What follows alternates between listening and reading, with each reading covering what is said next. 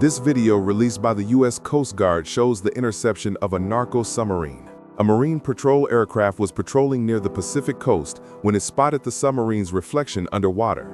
It immediately alerted the U.S. Coast Guard, and within minutes, 2 boats and a helicopter arrived. The video shows the Coast Guard crew approaching the submarine, but the smugglers inside were apparently unaware. Eventually, officers forcibly opened the latch and arrested the smugglers. This narco submarine contained 3,000 kilograms of cocaine, which was being secretly transported from South America to the USA.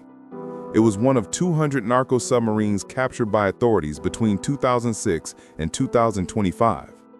But this was only one that was captured. Thousands of submarines transport illegal drugs into the USA every year, and no one gets to know about it. How do narco submarines work? Why are they so difficult to catch? And where are they manufactured? Welcome back to another video of Beyond the Facts. Drug smuggling is a practice that every country has established various agencies to combat and has tried innovative methods to catch drug smugglers. But despite all these efforts, we see that it has still not been completely stopped in the USA and many European countries. The biggest reason for this is that major drug cartels always try to keep themselves 2 steps ahead of anti-drug forces. South America has been a stronghold of the illegal drug mafia since its inception, thanks to its unique climate, which is perfect for the growth of the coca plant. Currently, Colombia produces the most cocaine in the world. 90% of the cocaine seized in the USA is said to originate from Colombia. Next comes Peru, and then Bolivia. These 3 South American countries are considered the Golden Triangle or Indian Triangle of the cocaine industry. 99.5% of the world's cocaine is produced in these 3 countries. Now, various methods have been used to transport these drugs from South America to Central America and Europe. In the 1960s, when restrictions were less stringent, people would transport them in their luggage or in normal passenger planes. As restrictions increased, the use of ships began. However, because of the high profit margins in smuggling, especially if the product was illegal, drug mafias also began using small Cessna aircraft during the 1980s. These aircraft were flown from Colombia and landed on small islands in the Caribbean, such as Norte, or on secret airstrips in the jungles of Central America. This was the time when Pablo Escobar's Mandingo cartel controlled 80% of the world's cocaine market. Cunning partners like Carlos Leder turned islands like Norris into smuggling hubs, where these small planes would land. Gradually, with improved radar systems, law enforcement authorities began intercepting these smaller planes. Then, the cartels began using speedboats. These were not ordinary speedboats, but specially modified engines. These drug-laden boats were then driven to Caribbean islands. Before the Coast Guard could spot them, they would have done their job and returned. However, the United States and its allies increased maritime patrols along the Caribbean and Pacific coasts and installed advanced radar systems, making it easier to track even these modified speedboats. By the 1990s, air and sea routes for large drug shipments to the USA had been blocked. This pressure led to engineering innovation. They needed technology that could evade radar, remain invisible to marine patrols, and most importantly, transport as many drugs as possible. Authorities say that this submarine has never been caught in action. Only models of it have been found in the jungle, which has led to information about it. These submarines have a small washroom for the crew, sleeping quarters, and energy bars for food and drink. Now let's find out where such advanced submarines are built. These submarines are mostly constructed in shipyards hidden in the dense jungles of South America.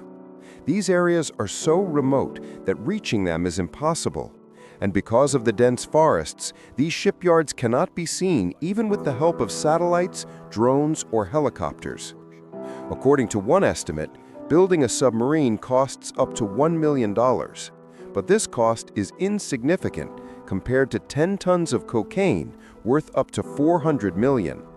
That's why they're designed for one-time use only.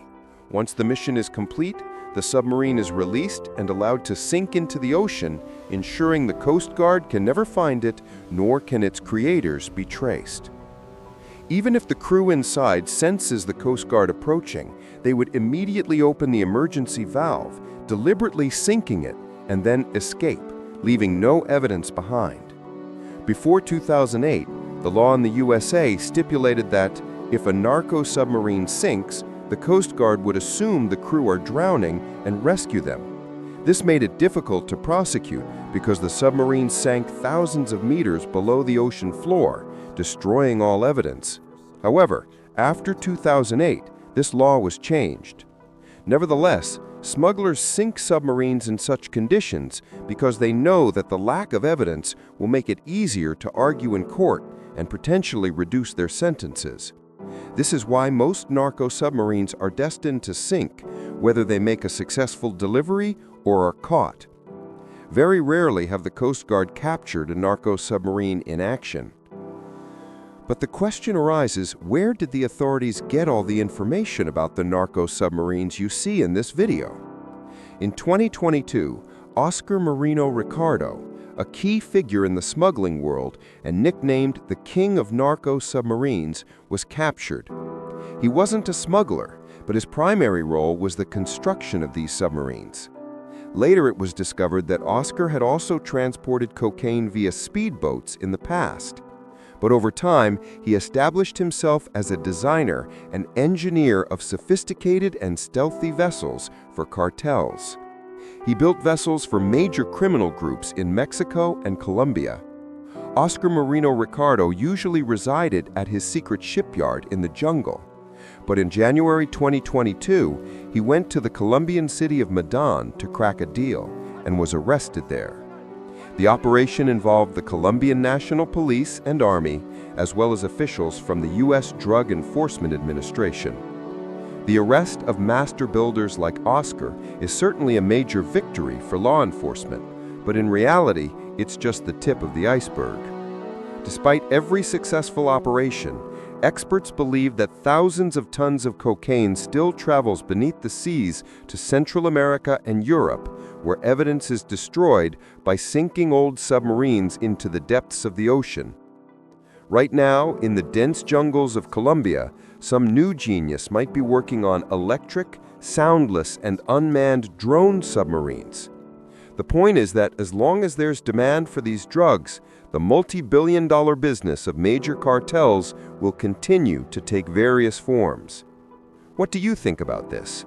Let me know in the comments section. I hope you'll like and share this Beyond the Facts video as well. See you in the next great video.